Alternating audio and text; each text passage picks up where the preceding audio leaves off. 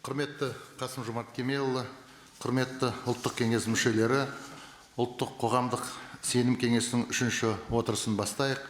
Ел тарихында алғаш рет жарияланған төтенше жағдайдың аяқталғанына қарамастан біршама шектеулер әлі де күшінде. Осы орайда ұлттық кеңестің 3-ші отырысын онлайн форматта өткізіп отырмыз. Бүгінгі жиынға Қазақстан Республикасының президенті, ұлттық кеңестің төрағасы Қасым-Жомарт Кемелұлы Тоқаев, үкімет және ұлттық кеңестің мүшелері қатысып отыр. Жалпы отырысқа қатысушылар бүгін 11 орыннан қосылуда. Атап айтқанда Ақорда резиденциясы, парламент мәжілісі, ақпарат және қоғамдық даму, білім және ғылым, денсаулық сақтау министрліктерінің Нұр-Сұлтан, Алматы, Шымкент қалалары, Қарағанды және Маңғыстау облыстары әкімдіктерінің ғимараттары. Осы жылдың наурыз айында ротациялық қағидатқа сәйкес ұлттық кеңестің құрамына өзгерістер енгізілді. Ұлттық кеңестің жаңа мүшелерін құттықтаймыз. Сонымен қатар ұлттық кеңестің ережесінде тақырыптық отырыстар өткізу қарастырылғанын естеріңізге салып өтуге рұқсат етіңіздер. Осы орайда бүгінгі жиынымызда адами капиталды дамыту, оның ішінде білім беру саласына аса мән беріліп, соған қатысты мәселелерді талқылау жоспарланып отыр. Бірінші және екінші отырыстардың қорытындылары бойынша сіздерден келіп түскен ұсыныстар мен пікірлердің басым көпшілігі ескерілді. Мемлекеттік органдар тарапынан біршама ауқымды жұмыстар атқарылды, біраз мәселелер оң шешімін тапты. Сіздерге белсенді жұмыстарыңыз үшін алғыс айтамыз. Бүгінгі отырыстың жұмыс регламентін жариялауға рұқсат етіңіздер. Алдымен атқарылған жұмыстың қорытындылары туралы ұлттық кеңестің хатшысы Ерлан Тынымбайұлы Кариннің қысқаша есебін тыңдаймыз. Содан кейін білім саласындағы мәселелер бойынша ұлттық кеңес мүшелері және білім және ғылым министрі Асхат Қанатұлы Аймағамбетов сөз алады. Әр адамға 5 минуттан уақыт беріледі. Сонан соң негізгі баяндамамен мемлекет басшысы ұлттық кеңестің төрағасы Қасым-Жомарт Кемелұлы сөз сөйлейді. 3-ші отырыстың жұмысын бастайық. Ерлан Тынымбайұлы, сөз сізге беріледі. Құрметті Қасым-Жомарт Кемелұлы, құрметті ұлттық кеңестің мүшелері, елімізде төтенше жағдай режимінің енгізілуіне қарамастан ұлттық қоғамдық сенім кеңесінің мүшелері ауқымды жұмыс жүргізді. Ең алдымен ұлттық кеңестің мүшелері мемлекет басшысының екінші отырыста берген тапсырмаларын іске асыру бойынша жұмыстарға белсене қатысты. Берілген тапсырмаларды іске асыру мақсатында Қазақстан Республикасы президент әкімшілігінің басшысы 21 тармақтан тұратын арнайы іс-шаралар жоспарын бекіткен болатын. Осыдан кейін мемлекеттік органдар және ұлттық кеңес мүшелері бірлесе отырып берілген бағыттарды жүзеге асыруға кірісті. Әсіресе заң жобалары бойынша жұмыс топтарындағы талқылауларға қатысу ұлттық кеңес мүшелерінің негізгі жұмыс бөлігін құрады. Атап айтқанда Ерлан Сайыров, Мұхтар Тайжан, Асылбек Қожахметов, Асхат Садырбай, Марат Башимов, Мұрат Әбенов, Андрей Чеботарев, бейбіт жиналыстар, саяси партиялар және сайлау туралы заң жобалары бойынша жұмыс топтарының талқылауларына күн сайын қатысып, өз ұсыныстарын енгізіп отырды. Жалпы алғанда шамамен мұндай 20 талқылау өткізілді. Сонымен қатар ұлттық кеңес мүшелерінің қатысуымен парламенттік оппозиция институтын енгізу, қылмыстық кодекстің 130 бабын декриминализациялау және 174 бапқа өзгерістер кіргізу бойынша басқа да заң жобалары қарастырылды. Сонымен қатар олар дағдарысқа қарсы жұмыстың түрлі бағыттарына да тартылды.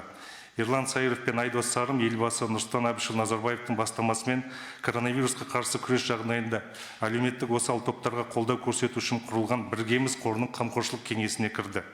Оған қоса еліміздің өңірлерінде коронавирусқа қарсы іске асып жатқан күрес шараларының тиімділігі ұлттық кеңес мүшелерінің тарапынан үнемі бақылауға ұсталынды. Мәселен, Марат Шыбұттың сұранының негізінде Алматы қаласындағы жүк тасымалы бойынша кейбір мәселелер түзетіліп жақсартылды. Өз кезегінде Айдос Сарым бұқаралық ақпарат құралдары жұмысының жекелеген сұрақтары және тұрмыстық зорлық-зомбылық жағдайлар санының өсуі бойынша мәселелер көтерді. Ал Асылбек Қожахметов Ақмола облысындағы жедел штабының жұмысымен танысты. Президент кеңесшісі Бағдат Мусиннің жетекшілігімен құрылған жеке жұмыс тобы Рауан Кенжиханұлы, Саясат Нұрбек, Мұрат Әбенов мектеп оқушыларына қашықтықтан оқу процесінің тиімді ұйымдастыру бойынша жұмыстарға атсалысты. Асхат Садырбай, Айнұр Сабетов, Ерлан Сайыров түрлі қайырымдылық акцияларын ұйымдастыруға атсалысса, Төлеутай Рақымбеков ауыл шаруашылық тауарларын өндірушілерге арнайы онлайн кеңестен өткізіп отырды. Сондай-ақ танымал құқық қорғаушы адвокат Айман Омарова сыбайлас жемқорлыққа қарсы іс-қимыл агенттігімен бірлесе отырып онлайн режимде халыққа құқықтық кеңес беру бойынша жобаны іске асыра бастады. Ұлттық кеңестің экономика жаңғыру бойынша жұмыс тобының мүшелері Рахым Ошақбаев, Оразжан Дос, Төлеутай Рақымбеков мемлекет тарапынан дайындалатын дағдарысқа қарсы шараларды талдауға белсене қатысты. Ұлттық кеңес мүшелері төтенше жағдай кезінде бірқатар үндеулермен де шығып, атап айтқанда Жәнібек Қожық бастаған бірқатар азаматтар халыққа үндеу жасап, карантин тәртібін сақтау қажеттігі жөнінде түсіндірме жұмыстарын жасады. Нәтижесінде бүгінгі күні мемлекет басшысының ұлттық қоғамдық сенім кеңесінің екінші отырысында берген тапсырманы іске асыру бойынша іс-шаралар жоспарының 11 бағыты толықтай жүзеге асты. Оған қоса бірқатар заңнамалық актілердің жобалары Қазақстан Республикасының парламентінде талқылаудан өтуде. Сондықтан ұлттық кеңес мүшелері дайындаған ұсыныстардың негізгі бөлігі іске асты деуге болады. Назарларыңыз үшін рахмет. Рахмет, Ерлан Тынымбайұлы. Енді ұлттық кеңес мүшелерін тыңдайық. Сөз Асылбек Базарбайұлы Қожахметовке беріледі. Аса ардақты президент мырза, құрметті кеңес мүшелері, қымбатты қонақтар, армысыздар. Біз бүгін біргеміз, мүддеміз бір, ойымыз да бір. Бүгін игілікті істер үшін жиналып отырғанымызға сенімдімін. Я подготовил концептуальное предложение по системному развитию высшего образования. Для более полного развития высшего образования. Для более полной оценки нужно понимать, что в стране существует 3 мифа. Первый миф. В стране слишком большое количество студентов. На самом деле, в расчете на миллион населения у нас в 2 раза меньше, чем в США, в 1,5 раза меньше, чем в Малайзии и Франции. Миф второй. В Казахстане слишком большое количество вузов. На самом деле, в Казахстане более чем в 2 раза менее, чем в Малайзии, меньше, чем в 2 раза, чем в США, меньше, чем во Франции, меньше, чем в России. И миф третий, система образования Казахстана неэффективна. Если посмотреть по деньгам, которые выделяются, около 9 тысяч долларов, в сравнении с Францией 55 тысяч долларов или Малайзией 13, у нас очень маленькие деньги, 3,3%. В то же время мы находимся на 39-м месте в мире. То есть большая эффективность, на мой взгляд. При этом показателем является то, что нам нужно увеличить эту сумму для увеличения качества. Я бы хотел сказать о том, что, например, Малайзия в 13 раз больше тратит на образование, чем на оборону. Корея в 8 раз, Грузия в 5 раз, Казахстан в 3 раза. То есть нам нужно посмотреть вот эту эффективность денег. Если посмотреть на международные оценки, которые мы сегодня имеем, ПИЗа показатели, разрыв между Казахстаном и ОСР существенно увеличился за последние годы. По английскому языку мы среди 100 стран занимаем 93 место. ТИМС, несмотря на улучшение показателей динамики, сохраняется большой разрыв между показателями города и села, около 30%, что соответствует примерно 3 годам обучения. То есть у нас город на 3 года идет впереди села. Нужно решительно менять эту ситуацию, поскольку село является точно таким же гражданами и гордостью Казахстана. Нам нужно расширить доступность высшего образования для социально уязвимых слоев населения. Нам нужно от абитуриентов с высокими академическими показателями перейти на так называемый need-based assessment от merit-based system, то есть на учесть факторы нуждаемости. В Казахстане только 30% обучается по грантам. Существенное увеличение количества грантов, тем не менее, сохраняет разрыв между показателями города и села. По моим подсчетам, сельчан учатся не более 20% высшему образованию. И поскольку по госгрантам там более-менее сбалансированная политика, но в платном обучении, учитывая низкие на 44% доходы меньше села, они учатся их там не больше 15%. Для этого кроме этого, нам нужно усилить кредитование. У нас было, но сейчас оно ушло. Кредитование является одной из давно опробированных мировых практик в области доступности высшего образования. В Казахстане государственный образовательный кредит представляется в целом от 10 до 20%. Если взять другие страны, то там проценты 2, 4, 5. И у нас 1% учится по кредитам, в других странах это 90%, 74%, 70%. Таким образом, нам нужно при распределении грантов учитывать не только успеваемость, но и социальные и экономические факторы. Абитуриенты из семей с высоким доходом не должны получать гранты. Предоставлять гранты всем абитуриентам, имеющим низкие доходы на семью, при соблюдении балла 50. Но с этого года университеты Оксфорд и Кембридж, правительство поручило им взять не менее 7% детей из бедных семей. То есть весь мир перестраивается. Нам нужно перенаправить эти госгранты на людей с низшими доходами, чтобы работал социальный лифт. Ключевой вопрос – повышения качества образования. В первую очередь нам нужно изменение парадигмы обучения. От так называемого компетентного подхода нужен переход к подходу личностно ориентированному. Мы должны обучить студента не сколько профессией, сколько жизненными ориентирами, мировым восприятием, патриотизмом. Обучать нужно жизни. Как говорил Алихан Букиханов, нам нужно развитие конкуренции, открытой конкуренции вузов. Для этого предлагаю программу повышения конкуренции вузов. Разделить на 3 лиги. И вузы надо делить не на государственные и частные, а на плохие и хорошие. И внедрить прозрачные эффективные инструменты оптимизации вузов. Нам нужны конкурентоспособная первая лига на международном уровне, конкурентоспособные на национальном уровне и конкурентоспособные на региональном уровне. На международном уровне и национальном уровне не должны проходить профилактические проверки МОН. Им нужно развязать руки, нужно дать дополнительное финансирование для того, чтобы они удерживали высокий статус Казахстана. У нас сейчас 5 топ-вузов в топ-листе мировых рейтингов. Это QS. И задача, топ-500, извините. Но в то же время у нас в шанхайском рейтинге ни одного вуза, Times Higher Education ни одного вуза. И в глобальном индексе конкурентоспособности мы занимаем 57 и 55 место. В рейтинге Times Higher Education Impact представлены только 2 вуза. Алмаю 301 400 место и Нархоз 401 600 место. И нам нужны переходы между этими лигами. Нам нужна межведомственная комиссия, которой должны войти члены Национального совета общественного доверия, чтобы повысить общественный статус и объективность работы такой комиссии. И когда есть переход из одной лиги в другую, как в футболе, появляется стимул перейти с 3 во 2, с 2 в 1, или наоборот упасть. Это тогда будет как раз определяться не нормативным приказом правительства, кто национальный, не национальный, а показателями, достигнутыми в конкуренции. Другим инструментом является уровень интернационализации казахстанских вузов. Сегодня у нас составляет 4%, и в основном это русскоговорящие страны. Если брать развитые страны, Великобритания 18, Канада 11, Франция 10. Если мы хотим войти в 30-ку, то интернационализация – это уже необходимость. Но нам нужно финансировать интернационализацию политики и практики высшего образования. Мы можем сделать притечку мозгов из Центральной Азии и Азиатско-Тихоокеанский регион, таким образом сбалансировав утечку мозгов из Казахстана. Нам нужно снять бюрократические барьеры, упростив процедуры визового режима, нострификации и рабочей визы для топ-менеджеров и преподавателей вузов. Возможно, это будет со следующего года, учитывая коронавирус, но это нужно делать. Нам нужно выделить бюджет на исходящую мобильность обучающих. К нам приезжают, от нас мало. На мобильность топ-менеджеров, преподавателей вузов Казахстана, на их участие в значимых международных мероприятиях.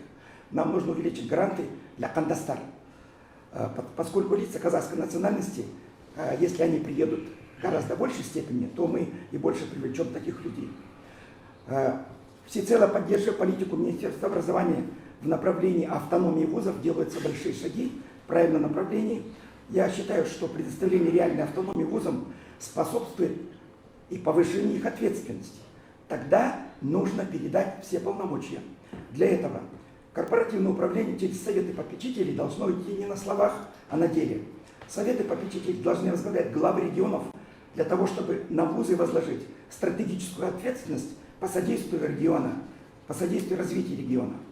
Децентрализовать управление собственностью госвузов, передав из центра в оперативное управление советов попечителей вузов. Нам нужно расширить, в условиях расширения автономии, требования квалификации топ-менеджеров значительно повысить. Поэтому на позиции топ-менеджмента школ, колледжей и вузов нельзя назначать без серьезной переподготовки кадров по программе современного менеджмента.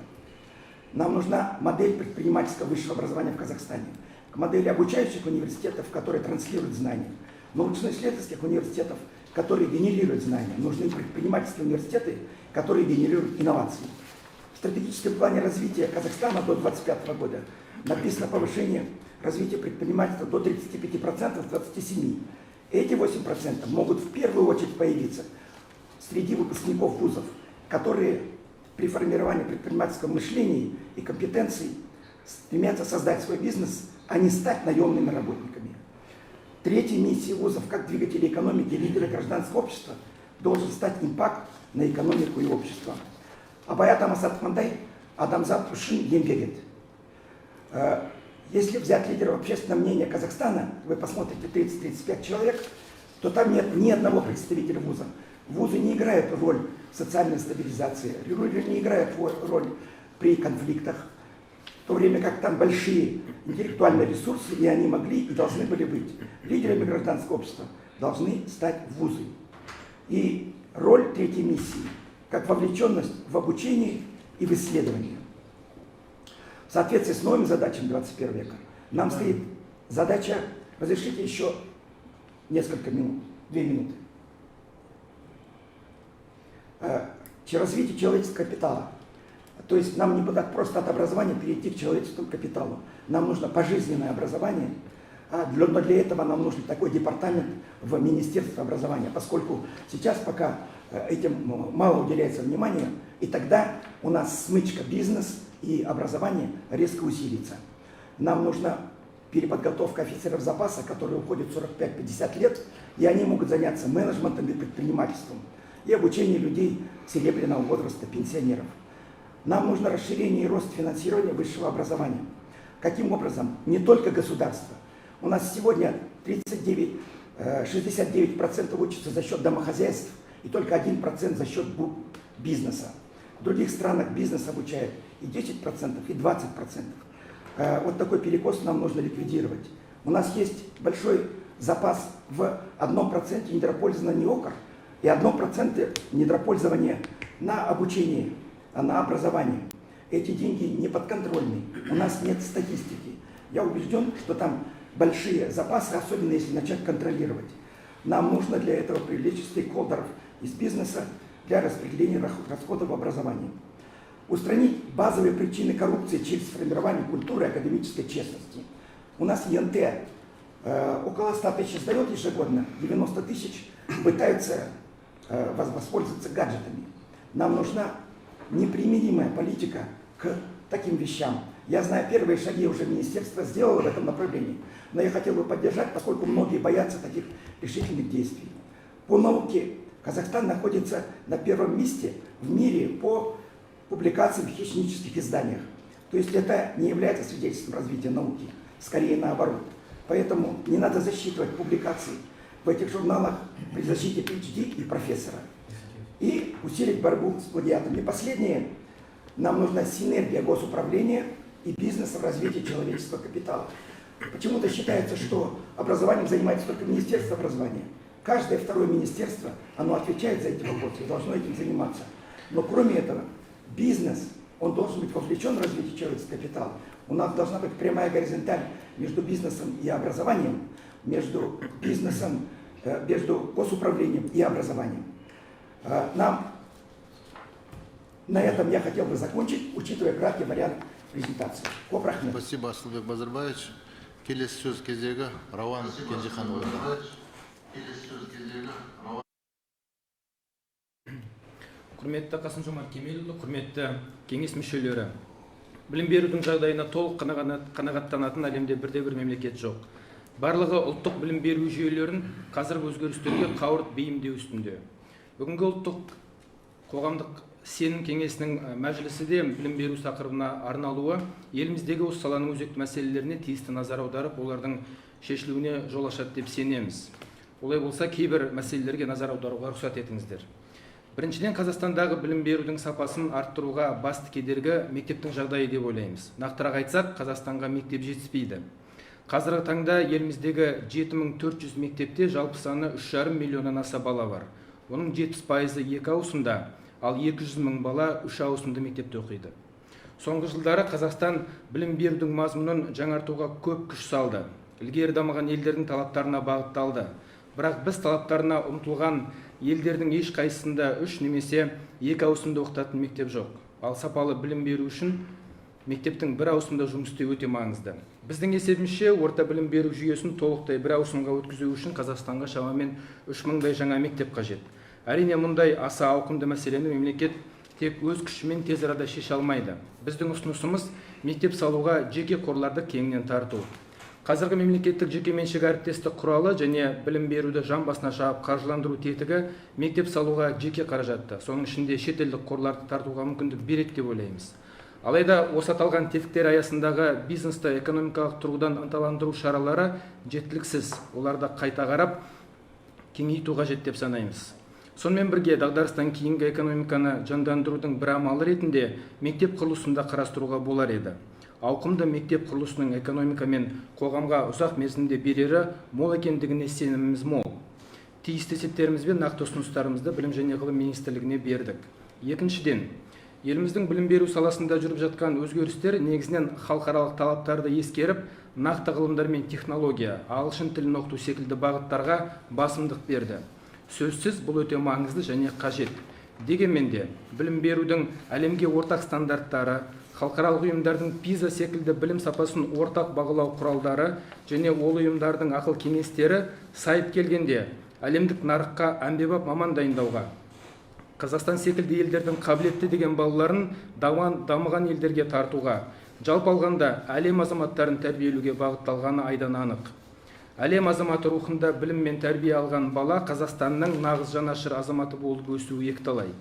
Сондықтан Қазақстанға ұлттық мектептің үлгісі қажет деп есептейміз. Нақты ғылымдар, технология және ағылшын тілімен қатар, тіпті одан бұрын қазақ тілі мен әдебиеті, Қазақстанның тарихы мен өлкетануы, ұлт өнері мен дәстүрін озық әдістеме негізінде жаңаша оқытатын, сол арқылы әлем азаматы емес, бірақ әлемнен хабары бар Қазақстанның азаматын тәрбиелейтін ұлт мектебінің үлгісін жасауды ұсынамыз. Ондай мектептің бағдарламасын құрастыруға осы кеңеске мүше азаматтарда үлес қоса алады деп ойлаймыз. Өзімізде оған белсене араласуға дайынбыз. Үшіншіден, білім берудің сапасын арттырып, әрі оны бар аймақта қолжетімді ету үшін қашықтан және онлайн оқыту технологияларын жүйелі түрде және кеңінен енгізу сұранып тұр. Соңғы 10 жылда әлем бойынша қарқынды дамыған бұл технологиялар өз тиімділігін дәлелдеді. Әсіресе өткен бірнеше айдағы жаһандық карантин салдарынан жаппай қашықтан оқуға көшу бұл әдістің зор мүмкіндіктерін көрсетті. Әрине, мектеп, колледж және жоғарғы оқу орындарын толықтай онлайнға өткізу міндеті тұрған жоқ, ол мүмкін де емес. Дегенмен де, әр оқушының жеке қабілеті мен мүмкіндіктерін ескере алатын, сол арқылы оқытудың тиімділігін арттыратын технологияларды білім беруге қазірдің өзінде енгізуге болады. Ол үшін алдымен қашықтан оқытуды Қазақстанда ресми түрде танылған білім беру формасының қатарына қосып, оны білім туралы заңға кіргізу қажет деп ойлаймыз. Қашықтан оқыту технологиясын қолданатын оқу орындарына қойылатын әдістемелік және технологиялық талаптарды айқындап, оларға бөлек лицензия берген абзал. Бұл мәселе шұғыл шешілмесе, өз елінде отырып шетелдік оқу платформаларын таңдайтын қазақстандық қашықтан оқушылар көбейеді. Қазірдің өзінде біздің есебімізше 30 мыңнан аса қазақстандық оқушылар мен студенттер қазақстандық бағдарлама стандарт пен талапты мүлде ескермейтін шетелдік онлайн мектеп пен университеттерде оқып жатыр. Бұл мәселеге қатысты ұсыныстарымызбен заңға енуі қажет толықтырулар мен өзгертістердің жобасын министрлікке тапсырдық. Төртінші, тағы бір назар аударғым келетін мәселе балалардың жан саулығына қатысты. Атап айтсақ, мектеп оқушылар арасындағы суицид, яғни өзіне қол салу жиілігі. Өкінішке орай бұл көрсеткіш бойынша Қазақстан дүние жүзіндегі жағдайы ең нашар елдердің қатарында. Жыл сайын 170-тен аса қазақстандық жасөспірім өздерін өмірден айырады. Мамандардың есебінше аяқталмаған және түрлі себеппен тіркелмеген суицидке талпыныс саны бұдан 20 есе көп. Ашығын айтқанда, балалар арасындағы мұндай жағдай қоғам саулығының өте сорақы көрсеткіші. Құрметті Қасым-Жомарт Кемелұлы, сіз бұл мәселе туралы бірнеше рет айттыңыз, тапсырма да бердіңіз. Алайда еліміздегі білім беру және денсаулық сақтау жүйелерін қамтитын барлық деңгейде басшылыққа алынуы тиіс балалар арасындағы суицидтің алдын алуға бағытталған ортақ бағдарлама не бірыңғай әдістеме әлі қабылданбады. Біз өз тарапымыздан білікті қазақстандық және беделді халықаралық психолог мамандарды жұмылдырып, денсаулық және өмір дағдылары атты арнайы бағдарламаны дайындадық. Ондағы амалдар мен әдістер бірнеше аймақта сынақтан өтті. Қажет болса бағдарламаны тиісті министрлікке тапсыруға дайынбыз. Тек ел аймақтарының барлығын оқушылар мен ұстаздарды, психологтар мен ата-аналарды жан-жақты қамтитын белсенді іс-қимыл бастауды сұраймыз. Айтылған ұсыныстар бойынша мамандармен бірлесе жұмыс істеуге дайынбыз. Назарларыңызға рахмет. Рахмет. Келесі сөз рахмет. келесі сөз Мұрат Абдулламитұлы Абенов береді.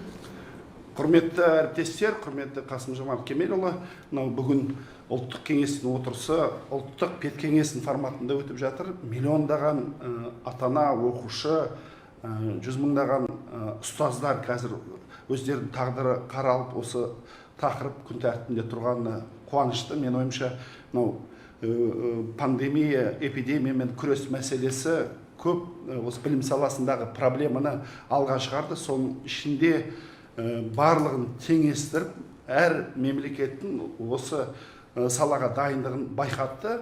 Я думаю, пандемия стала таким великим уравнителем, когда многие страны одновременно столкнулись с проблемами в сфере образования, необходимость перехода на дистанционное образование. И вот то, что мы заметили, вот я не хочу повторяться то, что говорили мои коллеги, то, что мы заметили во многих странах, где среднее образование находится на высоком уровне, в этих странах и борьба с пандемией показала высокие результаты. Если по тем же показателям ПИЗа, которые сегодня называли, такие страны, как Китай, Сингапур, Южная Корея, Финляндия, Эстония находятся на первых местах, то и по борьбе с коронавирусом тоже они оказались среди первых. То есть получается не там, где больше тратят на здравоохранение, а там, где больше уделяют внимание образованию, эти страны быстрее справляются с трудностями. То есть те качества, когда человек всю жизнь учится, может на практике применить знания, эти требования и эти качества они востребованы. Казахстан имеет большой потенциал, как мы уже говорим, по ТИМСу. В 2008 году казахстанские дети заняли 5-е место во всем мире, но через 4 года по ПИЗе они ушли на 49-е место. Проблема в системе образования. Какие позитивные стороны мы заметили во время ЧП и во время перехода на дистанционное образование. Система образования показала в целом огромный потенциал, слаженность работы. На самом деле в кратчайшее время сумели найти выход из ситуации, гибкость проявили, разные подходы. То есть в целом система образования выдержала этот экзамен, и как и родители, так и учителя смогли за короткое время перестроиться, предложить новые формы решения. Но мы заметили, что вот своевременно был принят закон о статусе педагогов. Финансовое обеспечение позволило учителям больше уделить внимание своей профессиональной деятельности. То, что было сокращенная рабочая неделя, то до 5 часов, вообще сняли с учителей дополнительную нагрузку, позволили им больше заниматься своими непосредственными вопросами. И вся страна увидела, насколько труд педагогов очень сложный. Я хотел бы сегодня воспользоваться ситуацией, нас страна смотрит, поблагодарить всех учителей, пожелать успехов. На самом деле большую работу провели. Но мы увидели недостатки, к сожалению, которые можно, наверное, исправить. Да? Мы увидели, что много лет нахвалена нам система цифрового образования, она не выдержала испытаний, интернет не работал, многие проекты, которые финансируются из бюджета, не показали должных результатов. И в этом отношении, я думаю, нам необходимо исправить эти недостатки. У нас многие вопросы взаимодействия с школой, с родителями, подходы в дистанционном образовании, мы увидели проблемы. Какие пути решения видятся? В первую очередь, конечно, с учетом тех требований, которые сегодня во всем мире стоят, это привлечение в школу наиболее сильных учителей. Вот, повышение заработной платы и статуса большой интерес вызвал к педагогической деятельности, конкурс большой, но, к сожалению, вопрос не отрегулирован. Вот предлагаем Министерству образования придумать правила конкурсного отбора учителей, чтобы эту судьбу решали не только директора школ в закрытом формате, чтобы это было прозрачно. Второй вопрос – это повышение квалификации учителей. К сожалению, у нас когда-то реформировали так, что Академия образования Алтынсарина, мы снизили его функции, часть их полномочий отдали УРЛЕУ и другим организациям. Вот предлагаю часть функций, связанных с повышением квалификации, подготовкой методической, передать все это опять Академии образования. Ну, а УРЛЕУ, мне кажется, вот свою функцию выполнил в свое время. Необходимо эти все центры повышения квалификации передать регионам, чтобы они точно могли этим вопросом заниматься. Я думаю, время к этому пришло. И я думаю, что регионы, и каждый регион знает свои потребности, может эту работу проводить. По руководителям школ сейчас сказали, необходимо проводить их подготовку. На самом деле, не каждый учитель, не каждый завуч может быть директором школы по нынешним требованиям. Отдельную программу нужно Министерству образования сделать. И вот очень важный вопрос. которым мы, наверное, все столкнулись, да, вот, проблемы с интернетом показала, что в ближайшее время мы эту проблему не решим. Многие страны, я вот изучил, столкнулись с этим цифровым неравенством. Село, город. Бедная семья не может позволить своим детям купить компьютер. Иногда недостаток доступа к интернету не позволяет им подготовиться. Вот многие страны используют возможности учебного телевидения. Это Южная Корея с 80-го года, Китай, Индия. Я думаю, Казахстану, вот здесь вот мы посмотрели опыт, Еларна, Балапан, они хорошо поработали, в ускоренном виде готовили уроки. Мне кажется, сейчас наступило время создать нам свой образовательный канал «Блим», через который мы могли бы транслировать лучших педагогов. Сегодня мы пришли к той ситуации, когда вместо звезд развлекательного жанра сейчас стали звезды учителя, их узнают на улице. Пандемия нам позволила показать всей стране лучших учителей. Я думаю, в этом отношении создание учебного телевидения позволит лучший контент, лучшие образовательные технологии сделать конкурентоспособными. Я предлагаю еще один момент такой. Сейчас правительство сделало стандартные подходы к штату школы. Но при этом мы говорим, что школам нужно дать автономию. И она друг к другу не сочетается. Я предлагаю вообще отменить такой подход. Когда есть подушевое финансирование, нужно позволить школам самим определять штатное расписание и возможность привлечения преподавателей. Ну, по техническому обеспечению много проблем. Вот здесь вот вопросы связаны с обеспечением учителей компьютерами. Многие учителя оказались в ситуации, когда они не имеют доступа к школе, а дома компьютеров нету. Вот я предлагаю все-таки рассмотреть эту возможность. По учебникам серьезная проблема. В 2016 году неоправданно мы перешли на учебники, единые учебники базовые. Это привело к тому, что некоторые компании стали монополистами. Вот я хочу один пример привести. Если учебники в начальных классах, они единые учебники базовые, а в старших классах нет, то вот в старших классах учебник стоит 2000, в начальных, где нет конкуренции, монополисты 4-5 тысяч. Я думаю, что важно сейчас опять перейти на альтернативный учебник. И тогда мы сэкономили миллиарды.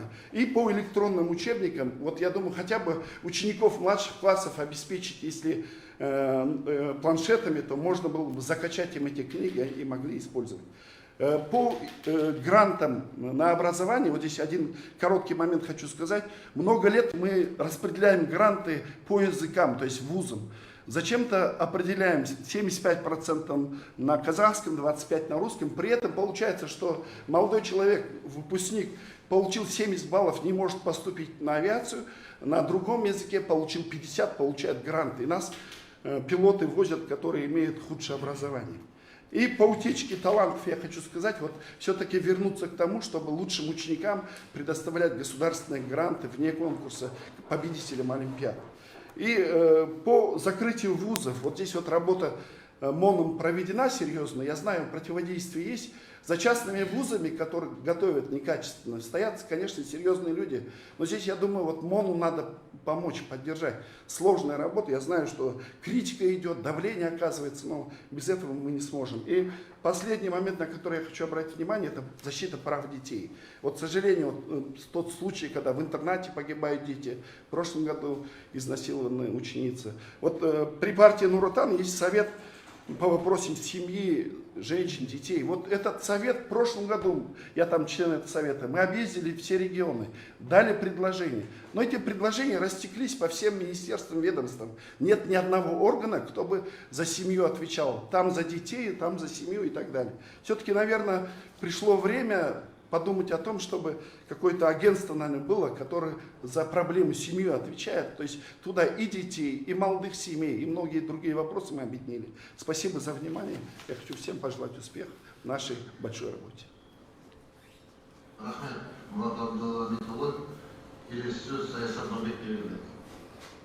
Үлкен рахмет, құрметті Қасым-Жомарт Кемелұлы, қадірлі әріптестер. 15 лет назад мне на руки попал очень интересный документ. Это стенограмма прений в парламенте Финляндии 1993 года. Развал экономики, неправильно выбранная экономическая модель, ставка на рынок сбыта Советского Союза, Советский Союз разрушается.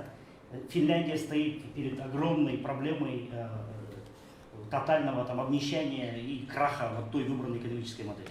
7 политических партий приглашены на эти прения, многочасовые дебаты, огромное количество предложений, огромные разные варианты альтернативы развития ситуации, но единый консенсус в том, что никаким образом нельзя ущемлять образование, приоритеты образования, никаким образом нельзя урезать бюджет образования.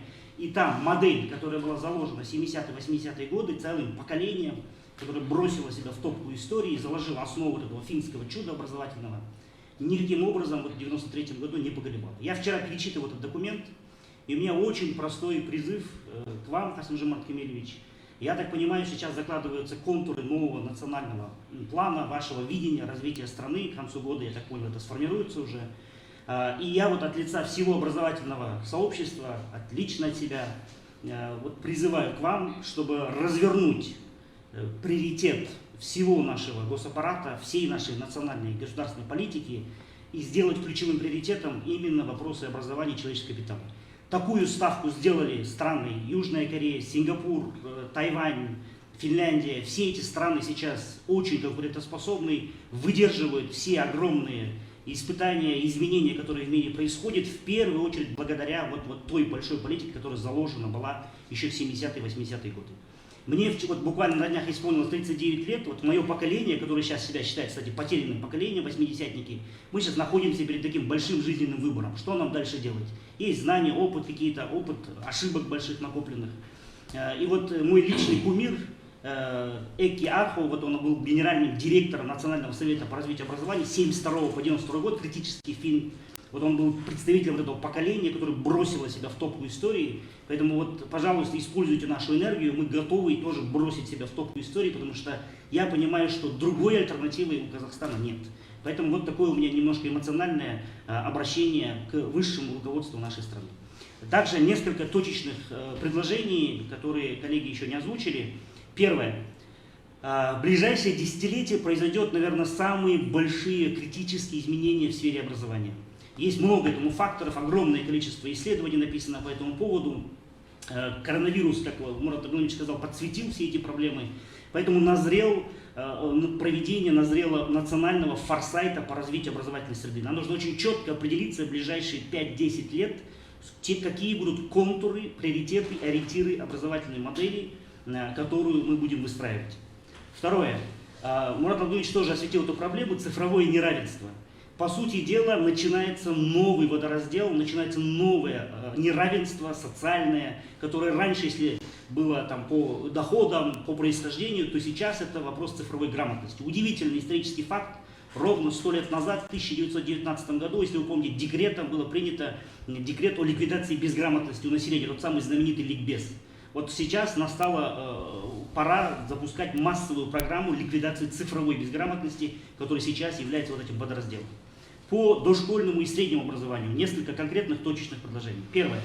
Мы обеспечили массовый количественный охват на сегодняшний день дошкольным образованием, но сейчас прям назрела пора качественные вопросы поднять, то есть лицензирование дошкольных организаций. Я считаю, что назрел этот вопрос, это повысит качество предоставляемых услуг и регулировать как-то нужно уже этот рынок. Также вообще в целом нужно разработать Министерству образования и науки цельную комплексную модель дошкольного образования и подготовки. Сейчас это вот вопрос как-то мы упускаем, а это ключевой приоритетный вопрос. По среднему образованию назрела сейчас прям идет жесткая нехватка онлайн национальной платформы полноценно, в которой все учителя, ученики дошкольных, школьных среднего образования организаций могли бы полноценно проводить уроки со всеми компонентами оценки, проведения уроков, тестирования и так далее. И так далее. По профориентации. Вот давайте признаем, что профессиональная ориентация в средней школе у нас развалена. Вот атлас новых профессий, который по вашему поручению, Касым-Жомарт Кемелевич, сейчас разрабатывается, он уже будет в сентябре завершен, вот его надо полноценно брать и разворачивать комплексную систему профориентации в школах. Это вот номер один сейчас такая отдельная, такая большая проблема. По профтехобразованию здесь два конкретных предложения. Первое. Все, вот организациям профтехнического образования нужно давать академическую свободу. Так больше продолжаться не может. То есть до 50% они сейчас только могут регулировать какие-то внутренние свои учебные планы. Надо отходить от типовых учебных планов. дать им полноценную академическую свободу, чтобы с учетом региональной специфики, с учетом потребностей конкретного предприятия могли организации профтехобразования регулировать свои учебные программы. Также необходимо, второе, лицензировать по специальности, чтобы несколько квалификаций в рамках одной специальности могли получать ученики колледжей, студенты колледжей и более быстро адаптироваться к изменяющимся потребностям рынка труда. И WorldSkills — это последнее предложение. Мы несколько раз вносили это предложение и просили вас, Касым-Жомарт Кемелевич, самому возглавить это движение, которое имеет огромный потенциал перевода системы профтехобразования на другие стандарты, на другие требования, на другой уровень, как это было сделано в России, как это сейчас в Китае и в Германии, где Ангела Меркель, Владимир Владимирович Путин, соответственно, и высшее руководство страны возглавляют это движение, которое позволяет качественно пересмотреть стандарты и форматы подготовки. Енді кезекте Төлеутай Сатайұлы рахмет сөз сөйлейді. Аса құрметті Қасым-Жомарт Кемелұлы, сіз 11 мамырдағы дағдарыстан кейінгі даму жөнінде сөйлеген сөзіңізде білім мен ғылым жүйесін жетілдіру туралы ерекше айттыңыз. Аргентина, Бразилия, Израиль сияқты елдер инновацияны кеңінен қолдану арқылы ауыл шаруашылығында нақты жетістіктерге қол жеткізді. Нәтижесінде бұл елдер азық-түлік импорттаушылардан оның экспорттау бойынша әлемдік көшбасшыларға айналды. Қазақстанда осы елдер сияқты бола алады. Бұл үшін ауыл шаруашылығын ғылыми қолдауға және жаппай жұмысшылардан бастап жоғарғы білімі бар мамандарға дейінгі кадрларды даярлауға ерекше назар аудару қажет. Бүгінгі таңда оқыту сапасы мен оқу бітіргеннен кейін жұмыспен қамтудың төмен деңгейіне қатысты көптеген сын айтылады. Бұл проблемаларды шешу үшін жоғарғы оқу орындарын профильдеу қажет деп есептеймін. Менің ойымша, саланы қажетті кадрмен қамтамасыз ету үшін қазіргідей 22 университет емес, 3 аграрлық университеттің мүмкіндігі толығымен жеткілікті. Түлектердің мамандығы бойынша жұмыспен қамту үшін сіздің жеке қосалқы шаруашылықтардың дамуы туралы қойған тапсырмаңыз іске асырылуы және тұтастай ауыл шаруашылығы өнімін өндірушілердің кооперациясы жол береді деп. Кооперативтер ауылды дамытудың әлеуметтік, экономикалық және саяси негізі бола алады. Білім беру саласында жағымды жаңалықтар да бар. Сіздің қолдауыңыздың арқасында қазіргі таңда 2 аграрлық университетке, ұлттық аграрлық және Астаналық Сәкен Сейфуллин атындағы агротехникалық университеттерге ғылыми зерттеу университеті мәртебесін беру туралы үкімет қаулысының жобасы мемлекеттік органдардың қарауында. Ауылдық жерлерде инновацияны сәтті қолдану үшін білімді тарату жүйесі өте маңызды. Бірақ бүгінде ол да шашыраңқы күйде. Ауылдық жерлерде білім таратудың ұлттық жүйесін құру бойынша бағдарлама әзірлеп, және оның бірыңғай оператор ретінде ұлттық аграрлық ғылыми білім беру орталығы анықтауды ұсынамын. Бүгінде ғылыми жетістіктердің өндірісте қолдану деңгейінің төмен болуы дәл осы білім тарату жүйесінің нашар дамуына тікелей байланысты. Өкінішке орай, алдағы жылға аграрлық ғылымды қаржыландыру деңгейі жоспарланған деңгейден 6 есе кем сомаға қысқартылып жатыр. Әрине, бүгінгі жағдайда бюджет шығыстарын азайту қажеттігін толығымен түсінеміз. Бірақ ғылымды орташа елдер деңгейінен 12,5 есе аз қаржыландыруды оңтайлы шешім деп есептемеймін. Ғылыми кадрлардың санын көбейту мәселесі де өте өзекті. Соңғы 30 жылда 1 миллион тұрғынға шаққанда республикада ғылыми кадрлардың саны 2,5 есеге азайған. Бүгін бұл көрсеткіш бойынша біз ТМД-дағы серіктестеріміздің өзінен 1,5-2 есе артта қалып отырмыз. Ғалым болудың жастар үшін тартылымдылығын арттыру үшін мынаны ұсынамын. Біріншіден, мемлекеттік тапсырыс аясындағы магистранттар мен докторанттар үшін оқу құны мен стипендия мөлшерін арттыру мүмкіндігін қарастыру қажет. Бұған тіпті мемлекеттік тапсырыс аясындағы олардың санын азайту арқылы да қол жеткізуге болады. Екіншіден, болашақ бағдарламасы аясында ең жақсы шетелдік ғылыми орталықтарда ғалымдарға стажировкадан өту шараларын қарастыру. Үшіншіден, ғылыми мекемелерді базалық қаржыландыру көлемін ұлғайту. Төртіншіден, ғылыми жабдық импорттың салықтық және кедендік ынталандыру мәселесін шешу. Аса қадірменді Қасым-Жомарт Кемелұлы, ғалымдар ғылым, білім және өндірістің тығыз өзара әрекеттесуі ғана сіздің экономикалық өсуді қалпына келтіру бойынша қойған тапсырмаңызды шешу мүмкіндік беретініне сенімде. Назарларыңызға рахмет. Рахмет. Ұлттық кеңес мүшелері тарапынан барлық ұсыныстар тыңдалды. Келесі сөз білім және ғылым министрі Асхат Қанатұлы Аймағамбетовке беріледі. Жомарт Кемелұлы, құрметті ұлттық кеңес мүшелері, ең алдымен ұлттық кеңес мүшелерінің айтқан жаңашыр пікірлер мен ұсыныстарына алғыс айтқым келеді. Бұған дейін айтылған пікірлердің біразы білім және ғылым дамытудың жаңа бағдарламасында да біз ескерген болатынбыз, және де біз осы ұлттық кеңес мүшелерімен бірге тығыз жұмыс істеудеміз. Біраз мүшелер біздің жалпы жұмысымызға бірге қатысып жүр, эксперттік алаңдарда, қоғамдық кеңестің шеңберінде бірге жұмыс істеп жүрміз. Қысқаша басты мәселелерге тоқталсам, жаңа балабақшалар мәселесі қозғалды.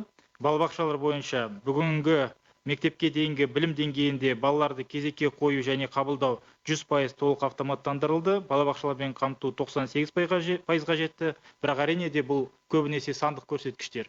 Қазіргі уақытта ең бастысы мазмұн мәселесін өзгертуге біз көшудеміз. Сондықтан өте маңызды мәселелер енді кезекте оқу стандарттарын өзгерту, тәрбиешілердің біліктілігін арттыру, балалардың жас периодизациясын өзгерту және методикалық жаңарту мәселелерін шешу жолдарын қазір қарастырып жатырмыз.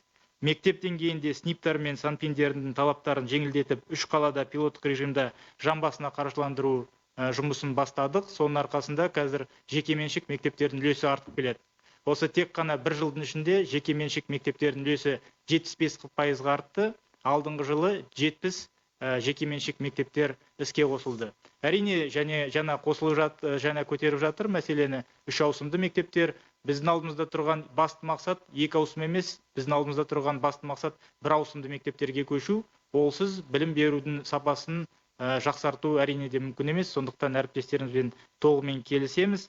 Және де бірге осы бизнеспен осы тәсілдерді әрі қарай дамыту үшін жұмыс атқаратын боламыз. Алдағы оқу жылы жаңартылған бағдарламаға көшу толық аяқталады. Енді тек білім сапасын реттеумен айналысатын боламыз. Ол біріншіден бағдарламалар мен оқулықтардың сапасын арттыру, содан кейін бағалау жүйесін жетілдіру. Қазіргі уақытта қоғамда көптен бері көтеріліп жүрген мәселелер.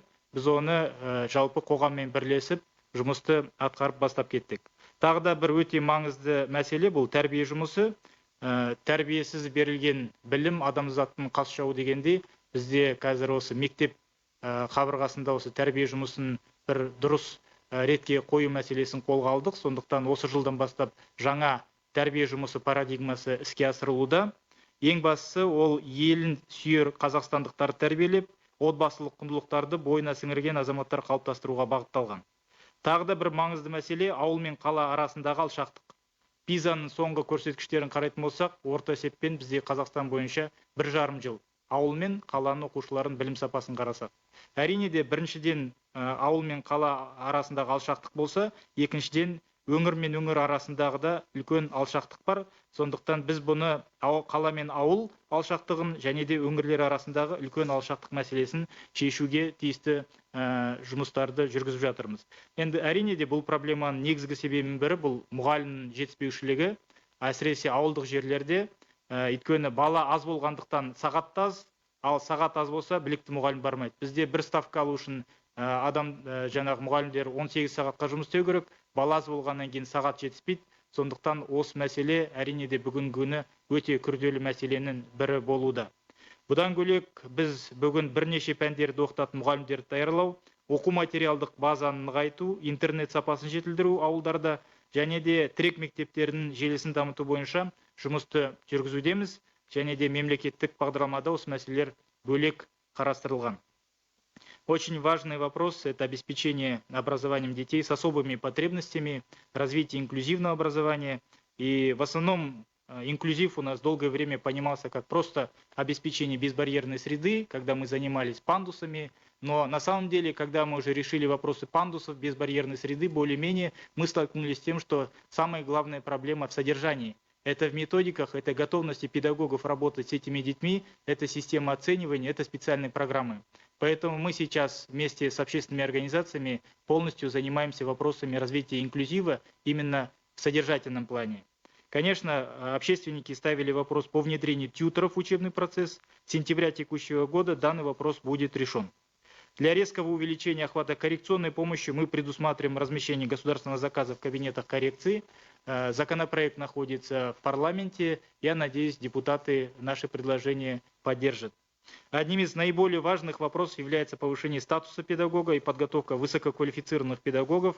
По вашему поручению в законе предусмотрен комплекс мер, в том числе двукратное повышение заработной платы, введение новых доплат за педмастерство, за наставничество, за степень магистра, увеличена доплата в 2 раза за классное руководство, проверку тетрадей, мы сократили нагрузку, увеличили период отпуска и много других хороших инициатив.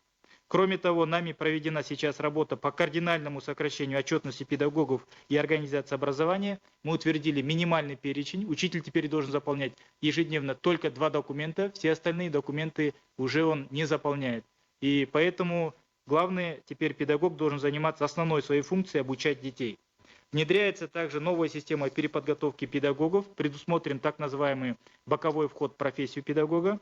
Теперь лица с высшим непедагогическим образованием, пройдя переподготовку, смогут осуществлять педагогическую деятельность.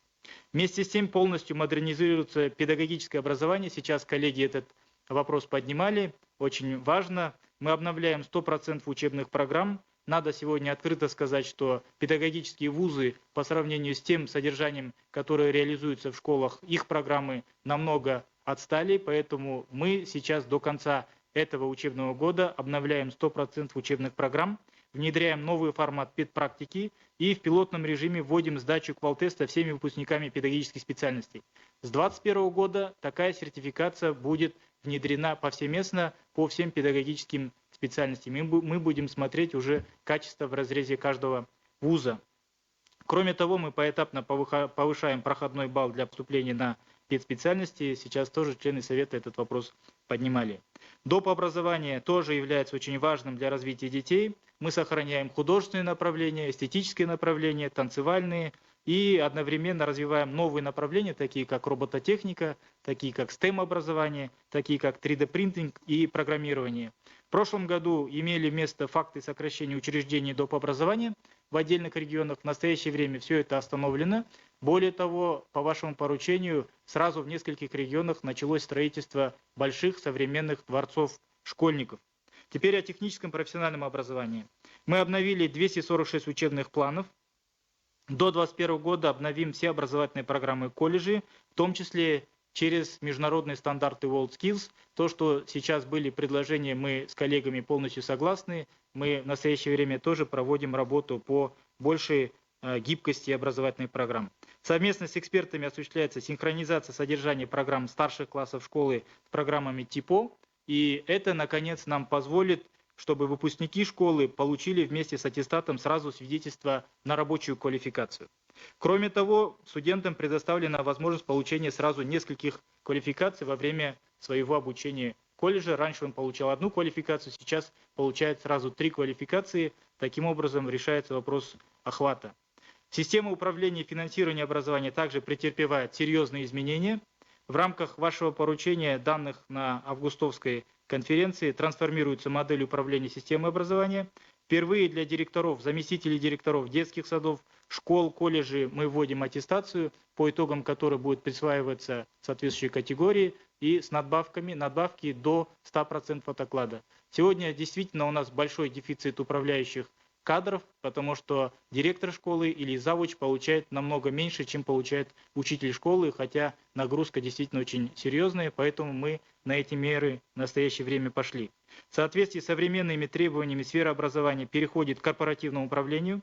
В вузах управление будут осуществлять советы директоров, в школах и колледжах в управлении принимают участие попечительские и наблюдательные советы. Мы отдаем им действительно широкие полномочия. Например, по школам мы попечительским советам школ буквально в прошлом году отдали возможность согласовывать назначение директоров школ. И мы видим, что деятельность попечительских советов значительно оживилась. Дальше по корпоративному управлению работу будем продолжать. По высшему и послевузовскому образованию проводится работа по закрытию недобросовестных вузов, обновляются образовательные программы, и основой всех образовательных программ будут профессиональные стандарты. Здесь автономия академическая нам серьезно помогает, и эту работу будем дальше продолжать. ЕНТ переводится в электронный формат, и вводится механизм альтернативного зачисления в вузы на основе международных тестов. Вот есть у нас тесты SAT, AST, мы эти тесты начинаем признавать наравне с ЕНТ.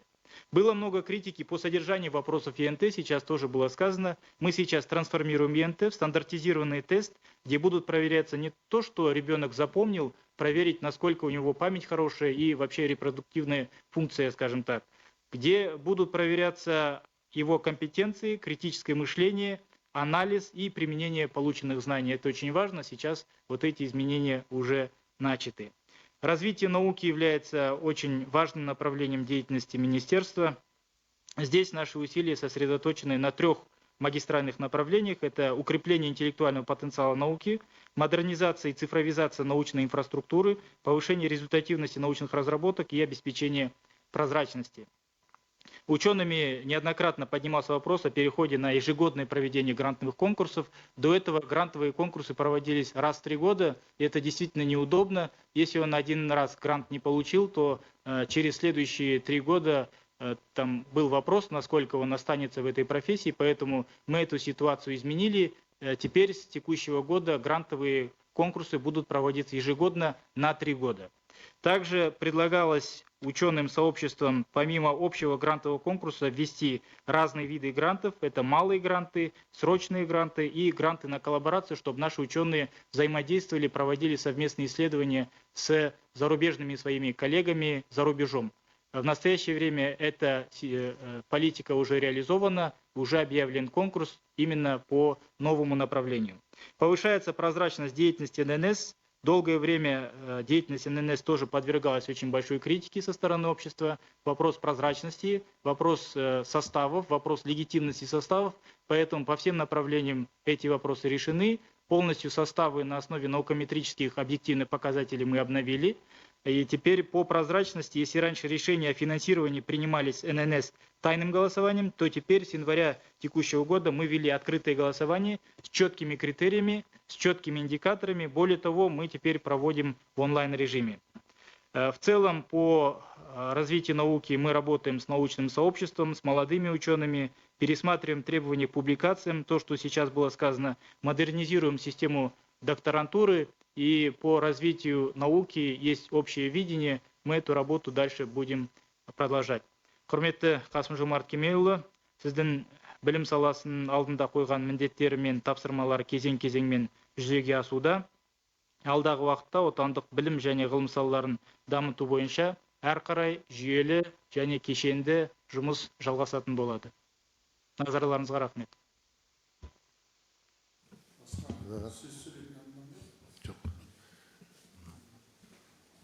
Құрметті ұлттық кеңес мүшелері, біз бүгін ерекше жағдайда кездесіп отырмыз.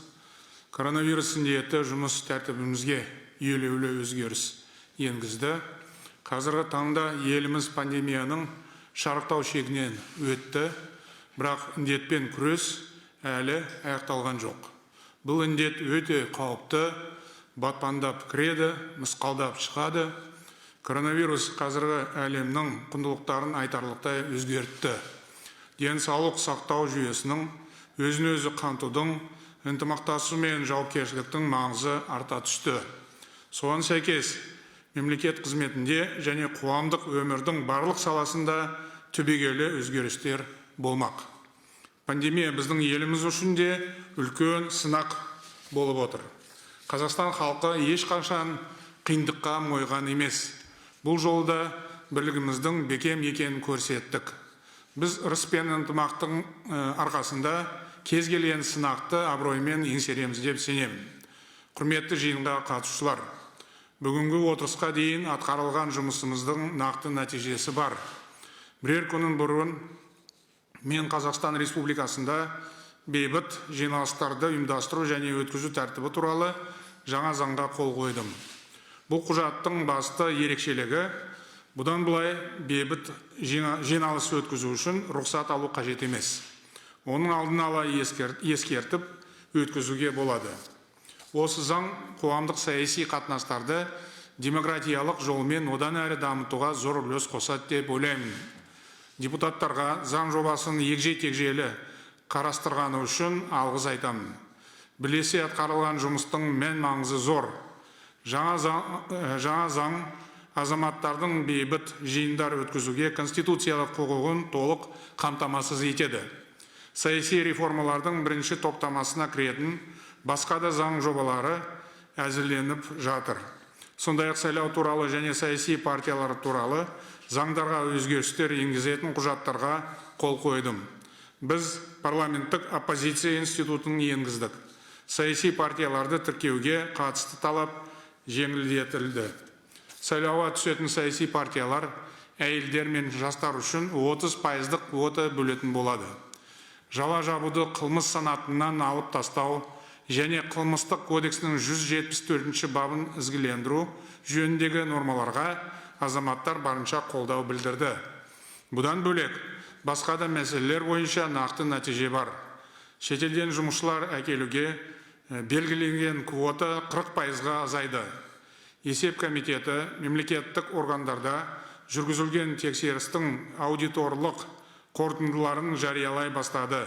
Ақмола, Қостанай, Шығыс Қазақстан және Маңғыстау облыстарында игерілмеген жайылымдар біртіндеп мемлекетке қайтарылуда. Бұған ғарыштан мониторинг жүргізу арқылы қол жеткіздік. Мұның бәрі ұлттық кеңестің бастамасымен жүзеге асырылған шаралардың бір бөлігі ғана. Баршаңызға қазіргідей күрделі кезінде өзекті мәселелерді талқылауға белсене қатысқандарыңыз үшін алғыс айтамын. Ұлттық кеңес бір жылға жуық уақыт аралығында аса маңызды әрі ауқымды реформаларды пысықтап жүзеге асырды. Қоғамдық диалогтың ұлттық моделі өз тиімділігін көрсетті. Қазір алдағы кезеңнің күн тәртібін анықтап алуымыз қажет. Кез келген мемлекет үшін адами капитал басты өлшемге айналды. Осы орайда біліктілік мәселесі айрықша маңызға ие болып отыр. Әр азамат өзінің жеке жетістігі арқылы бүкіл елдің табысты болуына, өсіп өркендеуіне үлес қосады. Сондықтан бүгінгі отырыста адами капиталдың негізгі бағыттарын дамыту мәселесіне арнадық. Бұл білім беру, ғылым және денсаулық сақтау саласы. Жаңа ахуал білім беру және ғылым жүйесін түбегейлі реформалауды талап етіп отыр. Енді бұл саланың маңызы арта түсетіні анық. Тіпті экономиканың өзі соған тәуелді болмақ.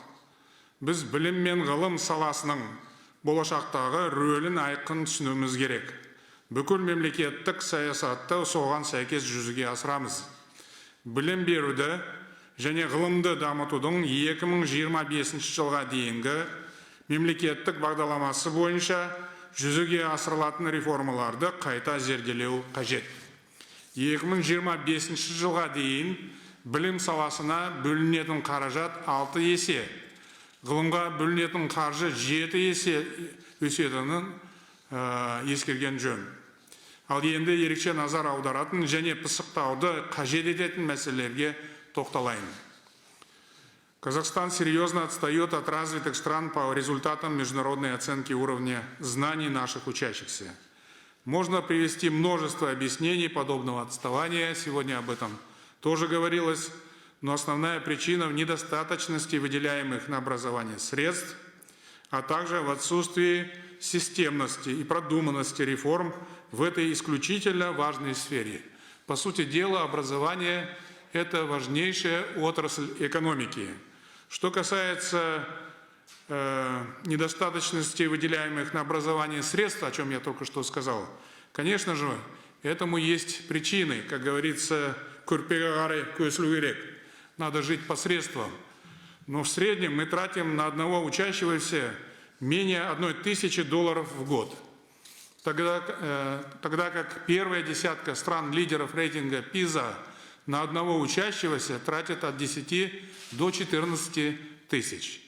Я не случайно заострил на этом внимание. Базовым условием качества образования является школьная инфраструктура, соответствующая современным санитарным нормам и стандартам оснащенности и эргономики. Казахстанской школе необходимы хорошо оборудованные и небольшие по количеству учащихся классы. Многое уже делается. Об этом сегодня говорил и министр образования. По государственной программе образования к 2025 году планируется построить 800 новых школ, более чем на 650 тысяч мест, 114 интернатов для сельских опорных школ, более 700 спортивных залов. В рамках реализации дорожной карты занятости уже в этом году запланировано строительство 80 новых, реконструкция 16, проведение ремонта 1700 объектов образования. Как вы видите, в нашей программе отсутствуют проекты так называемого имиджевого характера, международного масштаба. Основные средства мы направляем на развитие абсолютно прикладных отраслей, прежде всего образования и здравоохранения. Важно, чтобы задача по инфраструктурному развитию решалась не только за счет государства, но и с помощью государственно-частного партнерства. Иначе, с учетом нашей положительной демографической динамики, мы всегда будем в роли догоняющих. Все необходимые нормативные и правовые механизмы для проектов государственно-частного партнерства имеются. В то же время считаю необходимым проработать вопрос повышения финансовой привлекательности инвестиций в образовательную инфраструктуру. Следует рассмотреть возможность повышения нормативов подушевого финансирования, изменения сроков, сумм и структуры затрат, возмещаемых по проектам государственно-частного партнерства. При правильном подходе это обеспечит решение двух задач – инвестиции в образование и расширение сбыта для наших строительных компаний. Следующая важная задача, о чем говорил сегодня министр – сокращение разрыва между городскими и сельскими школами. По данным ПИЗа, в настоящее время разрыв составляет 1,5 года. Все дети, независимо от места проживания или социального статуса, должны иметь доступ к качественному образованию. Но надо сказать, что в целом ряде государств подобного рода тенденция существует, то есть разрыв в образовании между городским и сельским населением. Здесь, конечно же, ситуацию нужно видеть абсолютно трезво, реалистично, но и драматизировать не стоит. Нужно принимать меры. Для сокращения разрыва предстоит обеспечить сельские малокомплектные школы квалифицированными педагогическими кадрами. Дипломмен ауылға бағдарламасын қабылдасақ та жастар ауылға барып жатқан жоқ. Қазір ауылдарда бір мұғалім 3-4 пәннен сабақ береді. Бір сабақта әртүрлі жастағы балалар бірге отырып оқуға мәжбүр. Ауыл ұстаздарына еңбекақы төлеу жүйесінде осы мәселе ескерілмейді. Сондықтан бұл ахуалды біртіндеп түзету керек. Мектеп жанындағы интернаттардың жұмысын одан әрі жетілдіреміз. Бұл аса қажет. 2025 жылға қарай 11 мың орынға арналған 100-ден аса интернат салыну керек. Білім беру мекемелеріндегі балалардың қауіпсіздігі де өте өзекті мәселе. Менің тапсырмам бойынша әкімдер барлық мектепті бейнебақылау жүйесімен қамтамасыз етеді. Сондай-ақ заманауи санитарлық талаптарға сай жағдай жасайды. Бұл шара жыл соңына дейін жүзеге асырылады. Қоғамда оқушылар арасындағы зорлық-зомбылықтың өз-өзіне қол жұмсаудың алдын алуға арналған бірыңғай бағдарлама енгізу туралы бастаманың көтерілуі орынды. Бұл түйткілді мәселе. Осыған орай министрлік пен сарапшылар қауымы кешенді шешімдер әзірлеуі қажет. Еще один фактор, напрямую влияющий на качество образования, статус и профессионализм педагогов. Поддерживаю предложение о том, что мы должны всячески с государственной позиции поддерживать статус наших педагогов, сделать их очень известными людьми, уважаемыми людьми в нашем обществе. Мы сейчас учредим специальную медаль, это государственная награда, которая будет посвящена труду наших педагогов. Кроме того, учреждается новая медаль «Халық алғысы», которой также будут награждаться люди, которые плодотворно работают в сфере образования, здравоохранения и в социальной сфере в целом. В соответствии с моим поручением в течение 4 лет предусмотрено увеличение оплаты труда педагогов в 2 раза. Важно обеспечить и качество преподавания. Опыт перехода на дистанционное обучение обнажил как недостатки в подготовке кадров, так и большой потенциал такой формы обучения при условии, конечно, изменения системы подготовки педагогов и повышения их квалификации. Действительно, дистанционное обучение выявило новых героев в сфере образования. Мы видели передачи по известным каналам «Балапан», «Ель-Арна», видели, как наши педагоги ведут уроки, и некоторые из них, безусловно, заслуживают уважения и поощрения. Модернизация педагогического образования должна обеспечить 100% обновление учебных программ, включение специального модуля по IT-компетенциям, современным методикам и технологиям преподавания. Необходимо поэтапно повышать требования для поступления на педагогические специальности. Для повышения ее привлекательности следует повысить стипендию для будущих педагогов с 26 до 42 тысяч тенге. Предстоит также обеспечить профилизацию вузов и колледжей, осуществляющих подготовку кадров по педагогическим специальностям через усиление квалификационных требований. Вообще, конечно, педагогов должны обучать и готовить специальные вузы. Я думаю, что Министерство образования примет соответствующее решение в этом направлении. Я, в принципе, поддерживаю предложение о том, чтобы в целом наши вузы были бы условно поделены на так называемые лиги, как это существует или имеет место в футболе. То есть первая, вторая, третья лиги, и они могли бы конкурировать друг с другом, соперничать друг с другом. В принципе, конкуренция, будь это образование, экономика или какая-либо другая сфера, безусловно, прогрессивное явление, это, безусловно, стимулирующий фактор. Требует совершенствования системы управления и финансирования образования. По моему решению с 2021 года управление районными отделами образования и их финансирование переходит на уровень области. Вместе с тем, в последнее время растет количество вопросов о порядке назначения руководителей учреждений образования. Министр сегодня об этом сказал. Правительству предстоит разработать новую, понятную и прозрачную систему назначения директоров детских садов, школ, колледжей. Внедрение института ротации и аттестации директоров также должно повысить эффективность управления. В целом, я за то, чтобы ротация существовала в каждой сфере. Мы должны обновлять кадры, чтобы не было разговоров о так называемых потерянных поколениях. Действительно, образованные, профессионально подготовленные, патриотично настроенные, психически адекватные молодые люди, так же, как и люди среднего возраста, должны ротироваться в системе государственной власти, то есть их нужно рекрутировать в систему государственной власти, будь это парламент, правительство, акимат и так далее.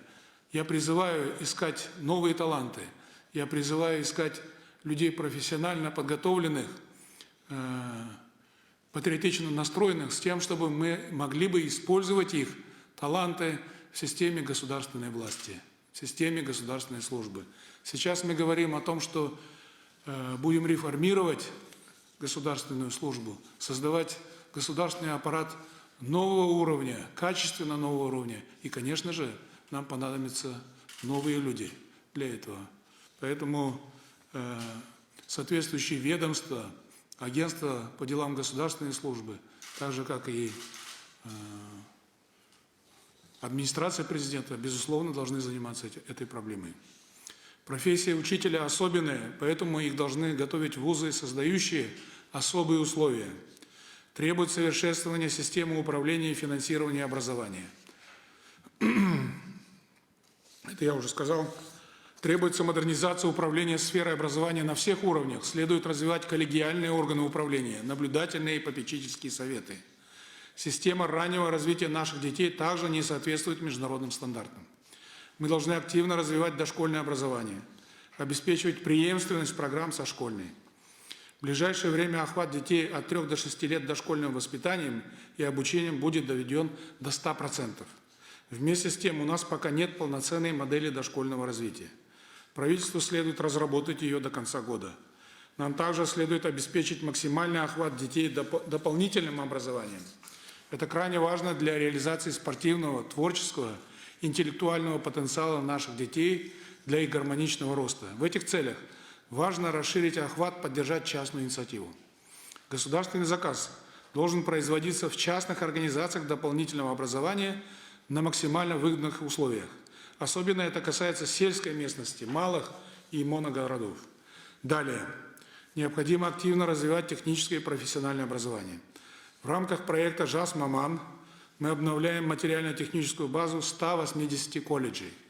Программой бесплатного профессионального технического образования ежегодно охвачены 100 тысяч студентов. Отдельного внимания требует молодежи категории НИИТ, дети из малообеспеченных, многодетных семей, сельская молодежь. Правительству нужно проработать вопрос по увеличению государственного заказа на подготовку кадров с техническим и профессиональным образованием, в том числе для данных категорий. Другими важными реформами в ТИПО должны стать внедрение академической самостоятельности, переход на кредитную систему, введение подушевого финансирования. Наша система профессиональной ориентации должна учитывать будущие потребности рынка труда в пределах 10-15 лет. Для этого Министерство образования должно полноценно внедрить атлас новых профессий и компетенций в качестве компонента системы профессиональной ориентации. Еще одним важным компонентом системы образования и воспитания могли бы выступить вооруженные силы.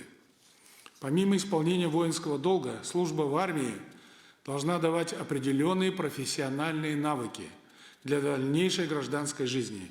Министерством образования и обороны следует проработать данный вопрос и прошу членов Совета также дать свои предложения с точки зрения использования потенциала вооруженных сил для передачи молодому поколению профессиональных знаний. Введение карантина и режима изоляции показало, что работоспособных систем дистанционного образования у нас в полном объеме пока нет. В будущем подобные кризисы могут повториться. Поэтому следует в ускоренном порядке урегулировать вопросы дистанционного обучения как на законодательном, так и на методологическом и организационном уровнях. Одним из наиболее важных инструментов при переходе на дистанционное обучение являются электронные учебники. Министерство образования и науки должно подготовить план поэтапного перевода учебников на цифровой формат с закреплением прав на безвозмездное пользование ими за данным ведомством. Наиболевший вопрос, сегодня об этом говорилось, это качество учебников. Вопрос поднимается регулярно, он далеко не праздный. От качества учебников зависит качество образования, это аксиома. Поэтому требования к научно-практической экспертизе и апробации учебников следует кардинально повысить. Это задача Министерства образования. Я бы сказал, приоритетная задача. Учебники у нас очень низкого уровня. Кроме того, поручаю на законодательном уровне закрепить ответственность разработчиков за качество учебников. Подготовил плохой учебник, не пошел он, как говорится, в жизнь. Разработчик данного учебника должен нести ответственность. По-другому никак нельзя. Қазіргі таңда көпшілік оқытушылардың еңбегі қаншалықты маңызды екенін түсінді деп ойлаймын. Біз педагог мәртебесі туралы заң аясында мұғалімдерді ынталандыру шараларын қарастырдық. Бірақ іс жүзінде жоғары оқу орны оқытушысының жалақысы мұғалімнің жалақысынан аз болып қалды. Осыған орай үкімет жоғары оқу орны оқытушыларының еңбек ақысын көбейту мәселесін қарастыруы керек. Мұны мемлекеттік гранттардың құнын арттыру арқылы жүзеге асыруға болады. Дарынды жастардың шетелге кету мәселесіне ерекше назар аударған жөн. Мұның бірнеше себебі бар. Соның бірі жоғары білім беру жүйесінің бәсекеге қабілетсіздігі.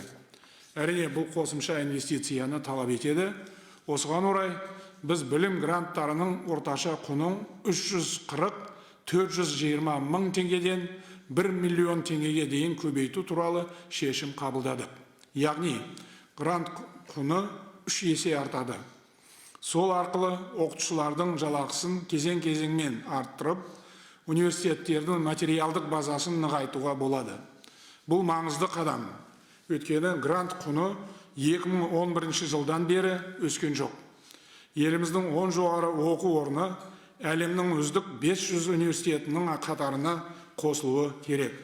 Жоғары білім беру сапасының негізі көрсеткішінің бірі осы. Бұл межеге 2025 жылы жетуіміз қажет. Для этого предстоит развивать двухдипломные программы, различные формы внешней и внутренней академической мобильности студентов, профессорско-преподавательского состава вузов. Следует открывать кампусы ведущих зарубежных вузов на базе казахстанских университетов. В 10 вузах должны быть созданы так называемые центры академического превосходства. Для безопасного и комфортного проживания студентов в течение 5 лет предстоит построить не менее 90 тысяч мест в общежитиях. Очень актуальная, животрепещущая проблема – общежития. Для повышения качества образования я дал поручение ужесточить требования к вузам, конторам, выдающим псевдодипломы. Абсолютно не место в нашей системе. Эту работу надо завершить решительно и в самые быстрые сроки. Мы об этом говорили с министром образования. Как бы трудно ни было, кто бы ни защищал эти так называемые вузы, эту работу надо завершить. Эти конторы по печатанию дипломов нужно решительно закрыть. Помимо этого, следует обеспечить поэтапную профилизацию вузов, повышение специализации и, соответственно, качество образования. Важнейшим аспектом повышения качества образования должно стать внедрение всемирное развитие культуры академической честности. Министерство обязано поддерживать и развивать вузы, которые являются членами Лиги академической честности. Важным вопросом является доступность высшего образования. Считаю, что в системе распределения государственных образовательных грантов следует предусмотреть больший социальный компонент. То есть делать упор не только на академических достижениях абитуриента, но и на его социально-экономическом статусе. Следует рассмотреть вопрос об увеличении количества грантов для социально уязвимых категорий граждан и молодежи из семей с низкими доходами. Еще одной формой поддержки могло бы стать льготное кредитование оплаты за высшее образование. Я прошу правительства, а также членов Национального совета внести свои предложения по данным вопросам. Тағы бір өте маңызды мәселе. Мемлекеттік тілді оқытудың тиімділігін барынша арттыруымыз қажет. Бұл мәселеде Европа елдерінің тәжірибесіне назар аудару қажет. Олар тіл үйрету барысында негізінен оқу орындарындағы жастарға көбірек мән береді. Сондықтан тіл комитетін 2021 жылдан бастап білім және ғылым министрлігінің қарамағына өткізген жөн. Бұл қазақ тілін оқыту әдістемесін әзірлеу және оны үйрету ісіне қатысты әлеуетімізді бір орталыққа шоғырландыруға мүмкіндік береді. Сондай-ақ мұндай қадам қолданысқа енгізілетін оқу бағдарламаларының тиімділігін талдау және мониторинг жүргізу жүйесін жасауға септігін тигізеді. Құрметті ұлттық кеңес мүшелері, біздің ғылыми инфрақұрылым еліміздің алдына тұрған ауқымды міндеттерді шешуге әлі қауқарсыз. Мұны ашық мойындау керек. Ғылым кадрларын даярлау үшін ең алдымен оларға жағдай жасау керек. Сондықтан жыл сайын кемде 100 ғалымның әлемдегі жетекші зерттеу орталықтарында ғылыми тағылымдамадан өтуіне қаржы бөлген жөн. Жетекші ғылыми орталықтарымызға докторантурадан кейінгі ізденіс үшін арнаулы мемлекеттік тапсырыс беру қажет. Сондай-ақ докторантураға бөлінетін гранттардың құнын арттыру керек. Докторанттардың көбі отбасылы азаматтар. Олар ғылыммен айналысқан кезінде негізінен стипендиямен күн көреді. Жұмыс істеуге мүмкіндігі болмайды. Докторанттардың стипендиясын 150 мың теңгеге дейін көбейту қажет. Сонымен қатар елбасының жас ғалымдар үшін жыл сайын грант бөлу жөніндегі бастамасын жалғастырған жөн. Оны алдау 3 жылға арналған жалпы құны 3 миллиард теңге болады. В целом мы планомерно увеличиваем финансирование науки и к 2025 году доведем его до 1% валового внутреннего продукта. При этом мы не можем позволить себе финансировать ненужные работы и исследования, которые часто никто и не читает. Должен быть жесткий спрос и конкретная социально-экономическая, производственная, техническая отдача от каждой научной работы. Программно-целевое финансирование должно распределяться исключительно на основе национальных научно-технических задач. Нужно направлять усилия и ресурсы на такие области, как медико-биологические исследования, агропромышленная наука, зеленые технологии, искусственный интеллект, энергоэффективность. Важной задачей является прямая поддержка научных организаций, занимающихся фундаментальными исследованиями, которые должны осуществляться непрерывно, вне зависимости от результатов разовых грантовых конкурсов. Правительству следует рассмотреть возможность увеличения объема базового финансирования фундаментальной науки и исследовательских институтов. Одним из проблемных вопросов является нехватка оборудования для исследований. По моему поручению в этом году открыта новая программа по материально-техническому оснащению институтов, однако она недофинансирована. Следует решить эту проблему. Острая нехватка сильных ученых наблюдается по социальным, гуманитарным, сельскохозяйственным наукам сегодня, которую можно решить за счет привлечения ведущих зарубежных ученых для проведения совместных исследований руководства докторантами и магистрантами. Конечно, такая практика должна быть точечной и приносить конкретные результаты. Крайне важна увязка технологических площадок, крупных отечественных предприятий, компаний с вузами, исследовательскими институтами. Я прошу правительство и наших экспертов подготовить соответствующие предложения. Важно выстроить цифровую экосистему науки Казахстана, создать национальную научно-аналитическую систему, казахстанский индекс научного цитирования с базой отечественных ученых. Для повышения эффективности государственного администрирования следует определить Министерство образования и науки в качестве органа, осуществляющего межотраслевую координацию. Все эти меры должны найти отражение в пакете изменений законодательства о науке, который рассматривается в стенах парламента. Құрметті ұлттық кеңес мүшелері, коронавирус пандемиясы бүкіл әлемдегі денсаулық сақтау жүйесі үшін шын мәнінде ауыр сынақ болды. Бұл ахуал елімізде кәсіби дәрігерлердің тапшы екенін анық аңғартты. Бұған еңбек ақының аздығы, мамандықтың беделді болмауы, дәрігерлер құқығының қорғалмауы себеп болып отыр. Түрлі сала мамандары ішінде ең төмен жалақыны дәрігерлер алады. Үкіметке биылдан бастап дәрігерлердің еңбек ақысын кезең-кезеңмен арттыруды тапсырамын. Олардың айлығы экономикадағы орташа жалақыдан 2,5 есе артық болуы керек. Бұл көрсеткішке 2023 жылға қарай қол жеткізу қажет. Осы күрделі кезеңде баршамыз медицина мамандарының қажырлы еңбегіне куә болдық. Совсем недавно любые упоминания о казахстанской медицине вызывали сплошной поток негатива. Нередки были и факты незаконного, несправедливого уголовного преследования за так называемые врачебные ошибки. Нужно эту практику пересмотреть, на мой взгляд. В частности, критически проанализировать целесообразность уголовной ответственности, причем непременной уголовной ответственности медработников за так называемое ненадлежащее выполнение своих обязанностей. Степень халатности четко установить в ходе следствия очень сложно. В то же время под уголовной статьей находится немало медиков, мы это знаем. Следует также пересмотреть применение уголовного наказания за нарушение порядка проведения клинических исследований. Угроза наказания отталкивает медицинских специалистов от науки. Вышесказанное, конечно, не снимает с врачей ответственности за жизни и здоровье граждан, но такая ответственность должна быть административной и гражданско-правовой, как в развитых странах мира. Поручаю разработать и внедрить систему юридической и финансовой защиты и ответственности медицинских работников, включая гарантирование профессиональной деятельности.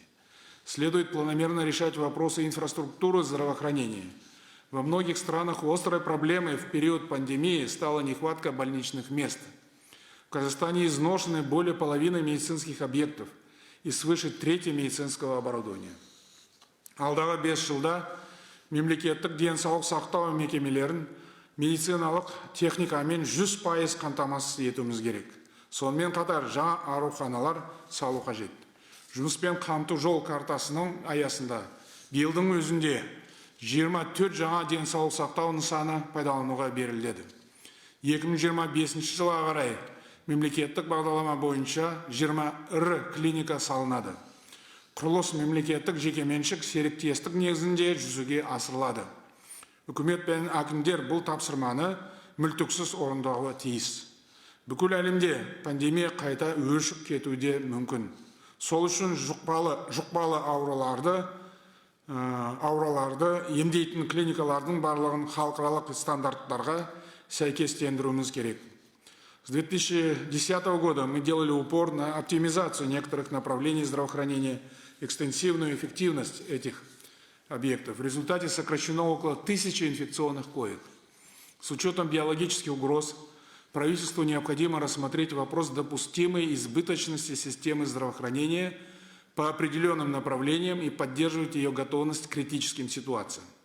Крайне важная задача – уделить первостепенное внимание принятию превентивных медико-санитарных мер для защиты здоровья граждан. То есть, конечно же, с одной стороны, мы должны строить больницы, это вопрос обеспечения и защиты здоровья наших граждан, это большая стратегическая задача, но с другой стороны, естественно, Министерство здравоохранения и другие соответствующие ведомства должны принимать меры с тем, чтобы обучать людей с малых лет заботиться о своем здоровье и принимать санитарно-медицинские меры по защите здоровья наших граждан, особенно подрастающего поколения. Еще одна застарелая проблема – межрегиональный разрыв в уровне доступности помощи. Помимо инфраструктурных различий имеется разительный дисбаланс в обеспечении кадрами в городах и селах. В целом меры имеются, они разработаны. Теперь важна их качественная реализация. Правительству надлежит взять на жесткий контроль исполнение мер по созданию эффективной модели сельского здравоохранения.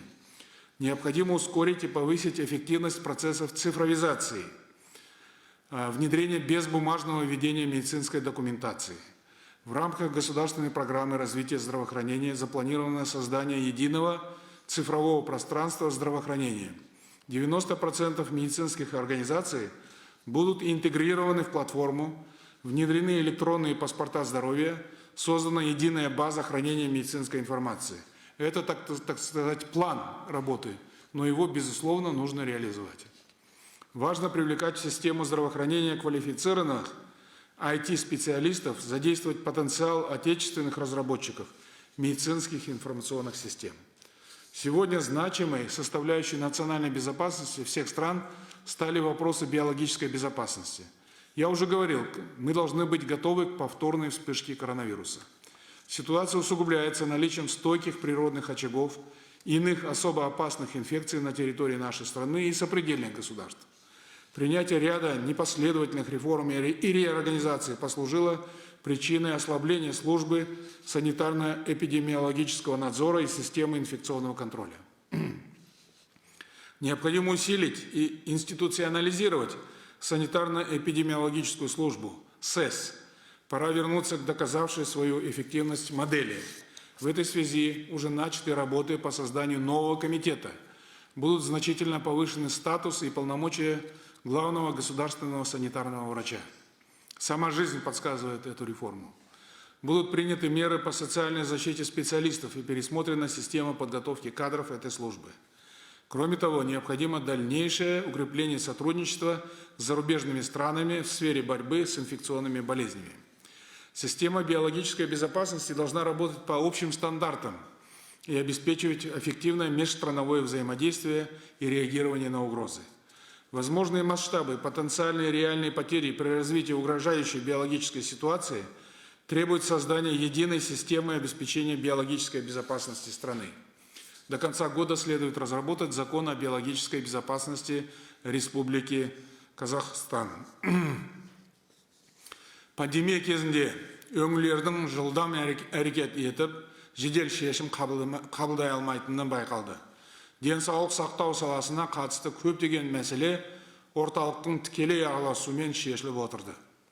Сондықтан төтенше жағдай кезіндегі басқару ісін нақты құрылымға сай бір орталықтан жүргізу керек болады. Сонымен бірге елімізді дәрі-дәрмекпен және медициналық өнімдермен қамтамасыз ету ісінің олқылықтары анықталды. Біз импортқа тым тәуелдіміз. Шет елден келетін дәрілердің нарықтағы үлесі 88%-ға жуық. Фармакологиялық зерттеулер жүргізу үшін тәжірибеміз жеткілікті. Ғылыми базада білікті мамандар да бар. Сондықтан үкімет дәрі-дәрмек өндірісінің бір тұтас жүйесін құруы қажет. Мұнда зерттеу жүргізуден бастап өнеркәсіптік деңгейге дейінгі үдерістер қамтылуға тиіс. Фармацевтика саласындағы саясат ішкі сұранысты қамтамасыз етуге, озық технология тартуға және импортты алмастыруға бағытталғаны жөн. Осыған орай фармацевтика және медицина өнеркәсібі саласындағы мемлекеттік саясатты қалыптастыру және іске асыру міндеті денсаулық сақтау министрлігіне беріледі. Бұл ретте саланы дамыту және халықты тиімді дәрі-дәрмекпен қамтамасыз етудің тепе-теңдігі бұзылмауы керек. Үкіметке отандық фармацевтика өнеркәсібін дамыту жоспарын жасауды тапсырамын.